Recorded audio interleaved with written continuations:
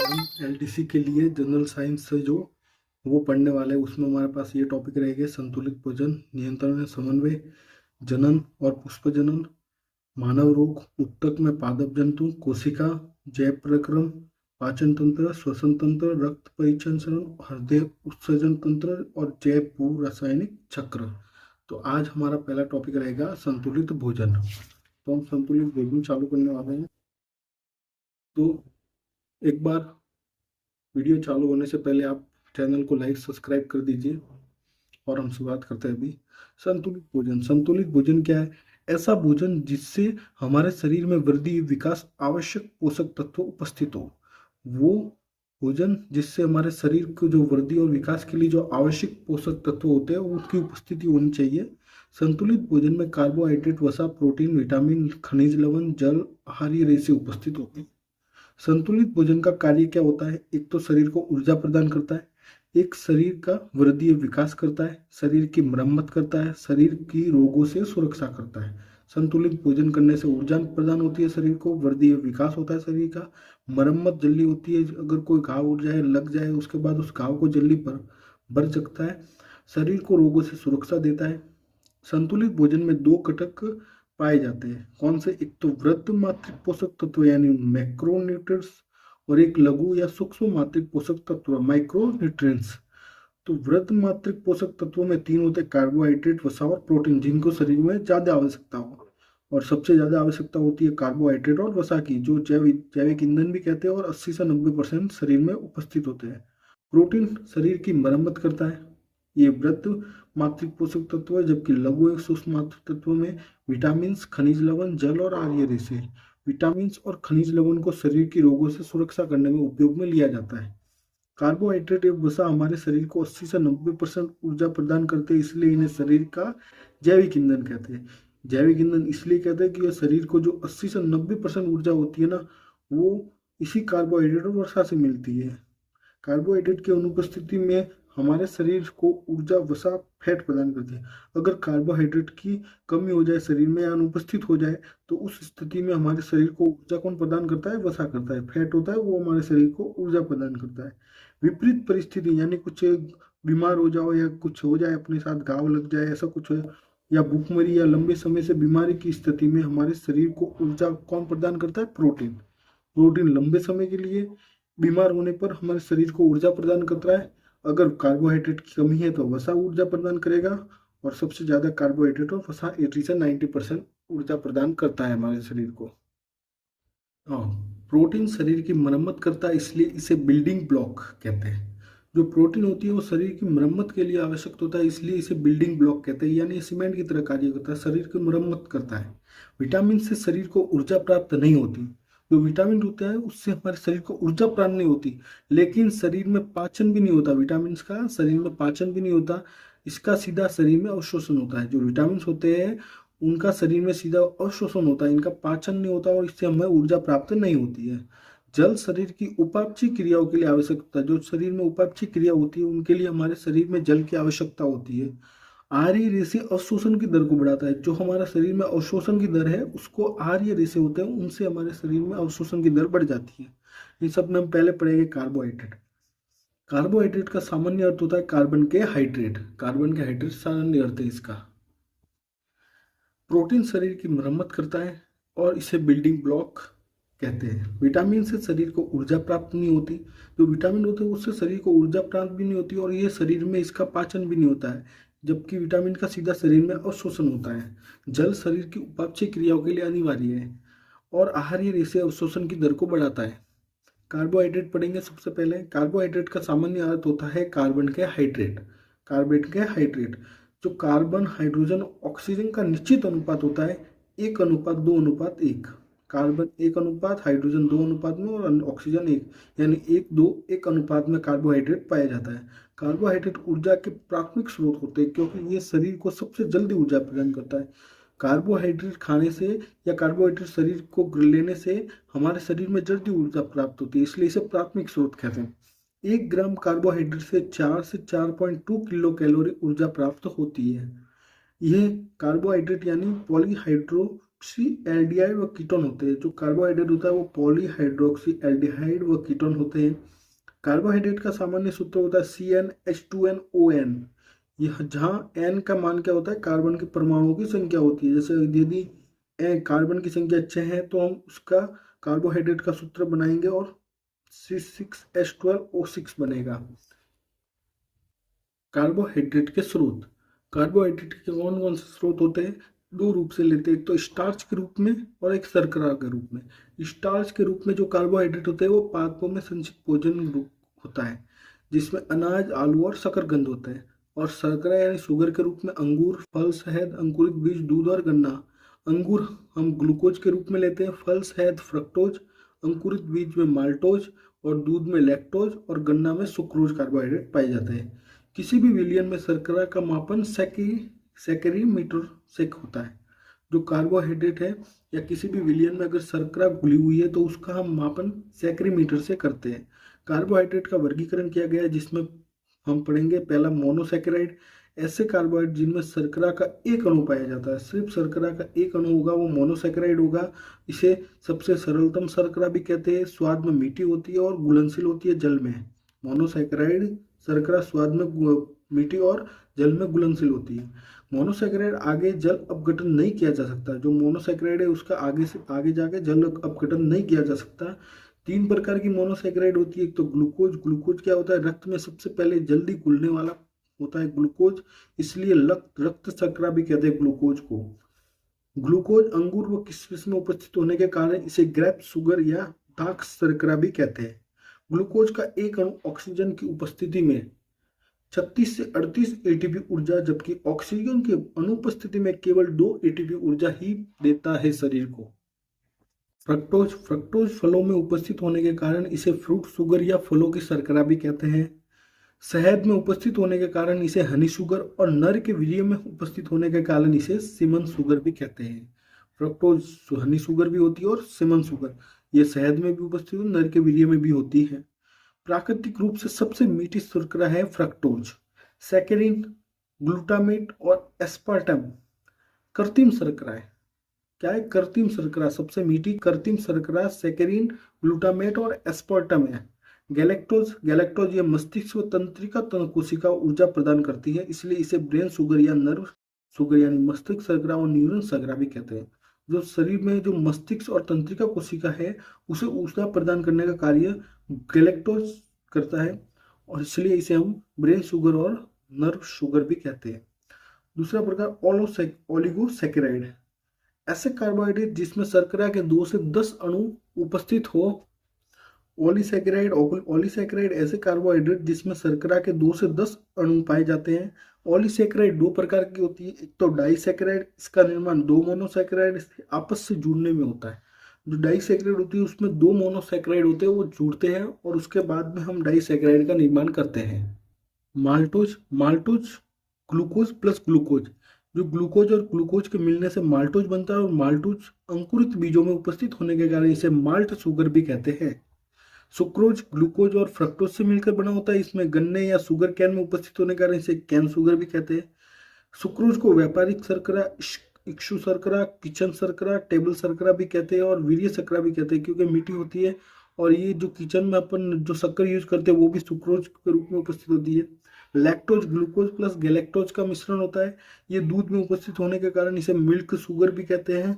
दूध से दही बनाने के लिए लैक्टोबैसिलस जीवाणुओं की आवश्यकता होती है और दूध में लैक्टोज शर्करा होने के कारण मीठा होता है, जबकि दही में लैक्टिक एसिड होने के कारण ये खट्टा होता है।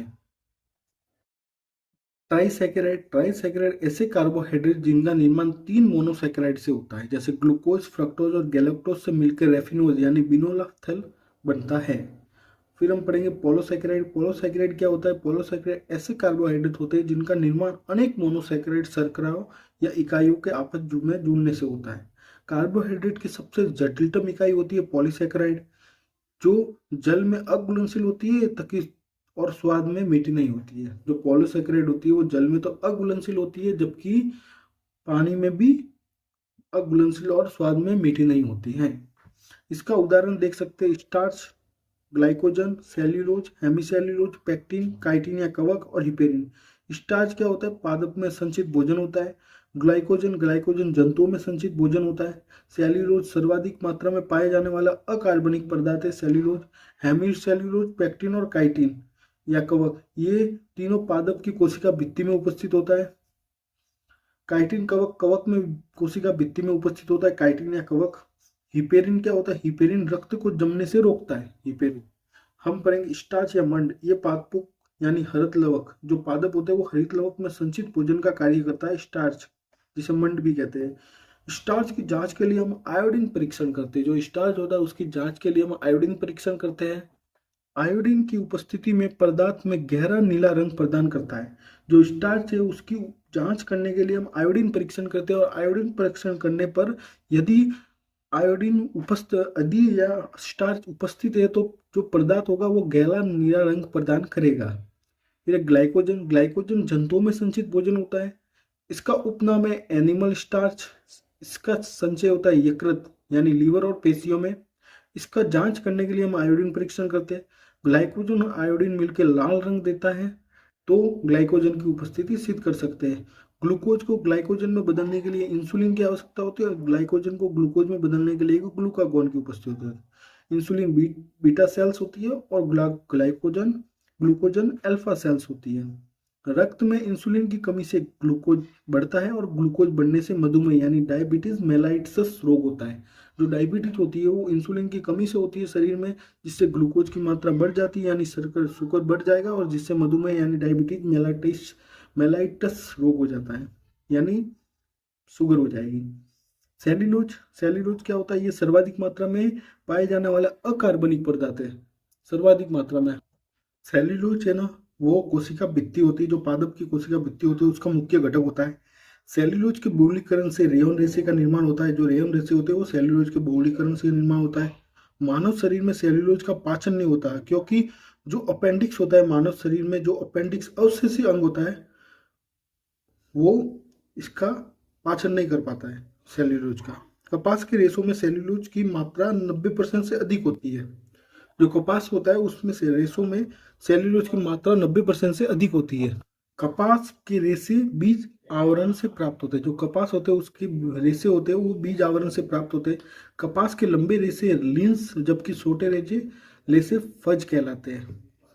लंबे लीड्स और छोटे fuzz. Hemicellulose, pectin, lignin, suberin पादप की कोशिका भित्ति में उपस्थित होता है। काइटिन होता है वो कवक की कोशिका भित्ति में उपस्थित होता है, और कीटों के बाह्य कंकाल में उपस्थित होता है काइटिन। हिपेरिन क्या होता है? एक प्राकृतिक रक्त स्कंदन पदार्थ होता है। ये हिपेरिन होता है वो बेसोफिल और मास्ट कोशिका द्वारा स्त्रावित होता है। संचय हिपेरिन का यकृत में होता है यानी लीवर में, और हिपेरिन का कार्य होता है रक्त के जमने से रोकना। रुधिर वाहिकाओं में थके हुए थ्रोम्बन को नष्ट करने का कार्य हिपेरिन करता है। अन्य प्रतिस्तंभ पदार्थ में जैसे जोंक हिरुडिन में पाया जाता है, और मादा एनाफिलीज मच्छर में एनाफिलिन पाया जाता है।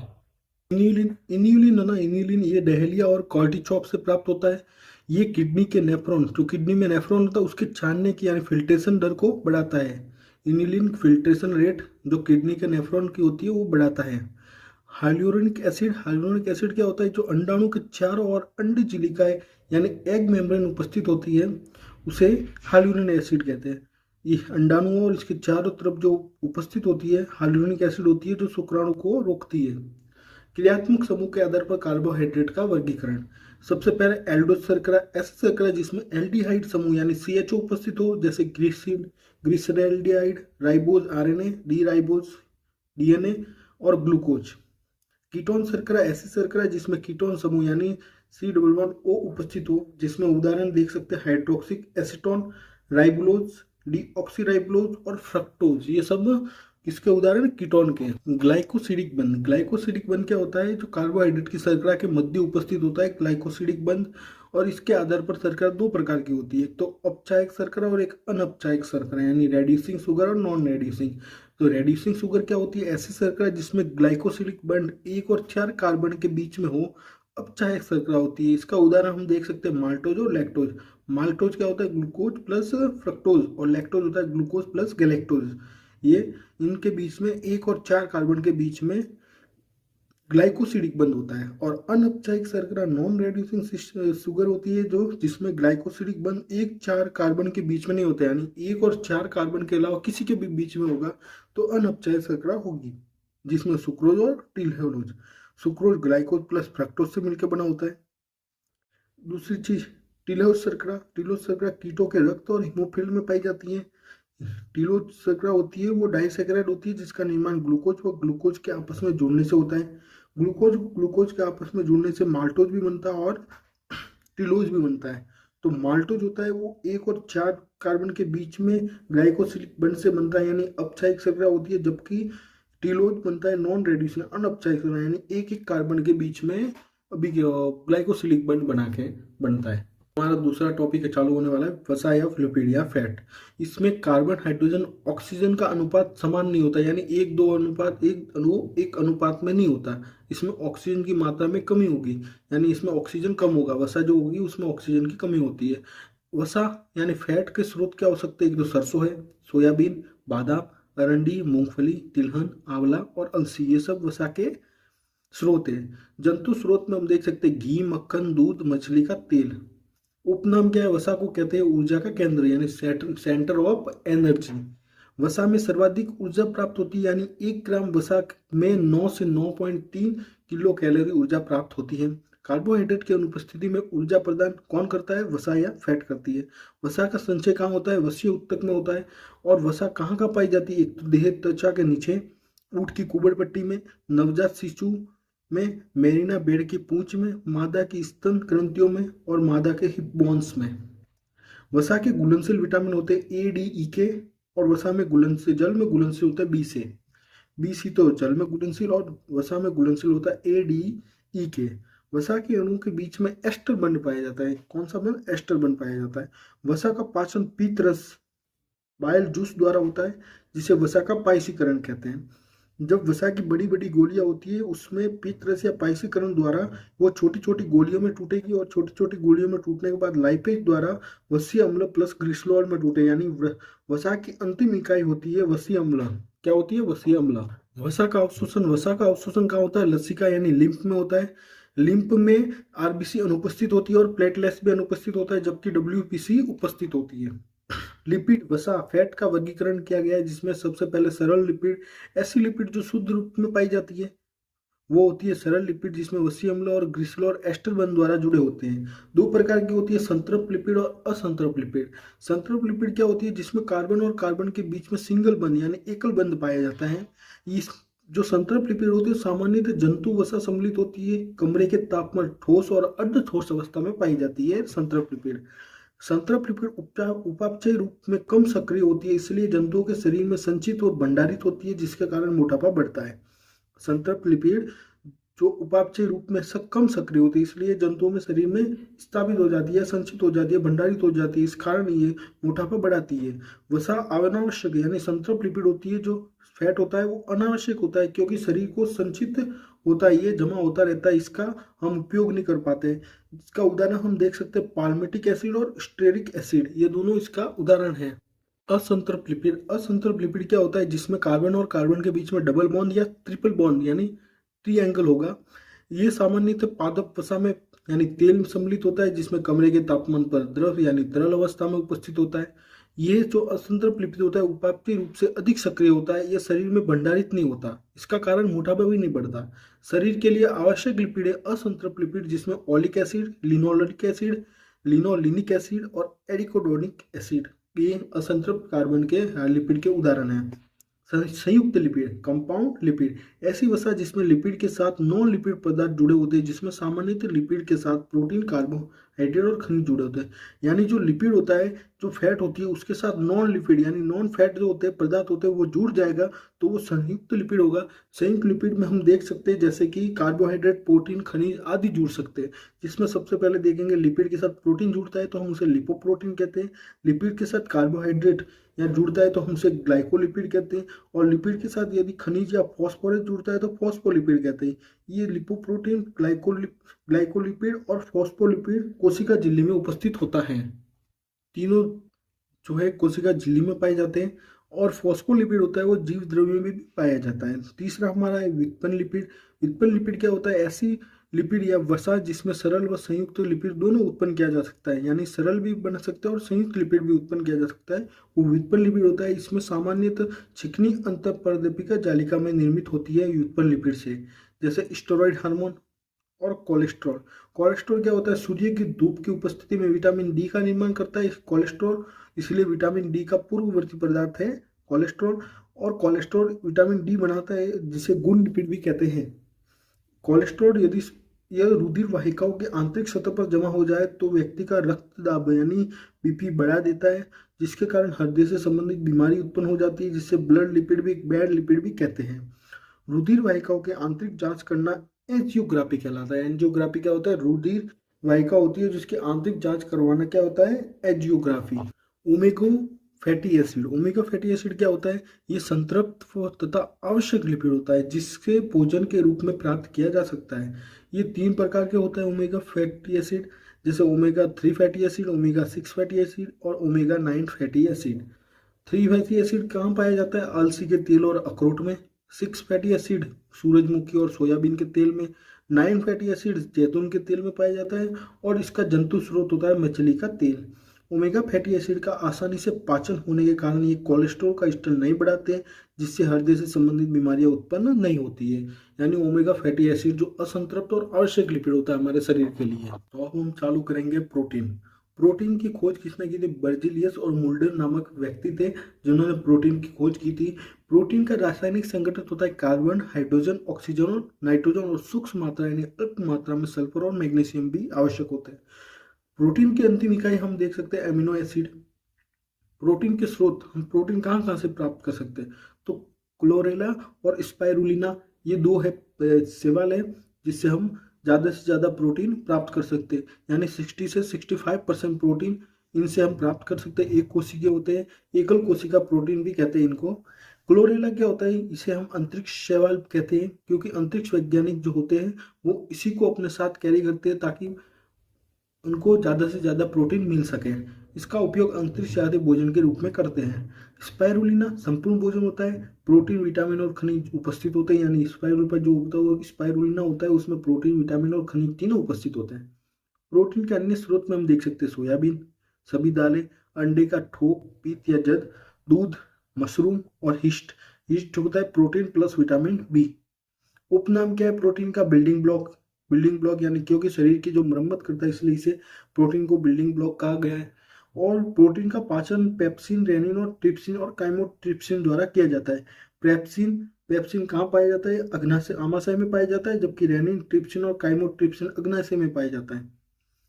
और रेनिन रेनिन है वो सॉरी पेप्सिन और रेनिन आमाशय में पाया जाता है, जबकि ट्रिप्सिन और काइमोट्रिप्सिन अग्नाशय में पाया जाता है। रेनिन शिशुओं में होता है और ये प्रोटीन का पाचन करने के लिए आवश्यक होता है हमारे शरीर में।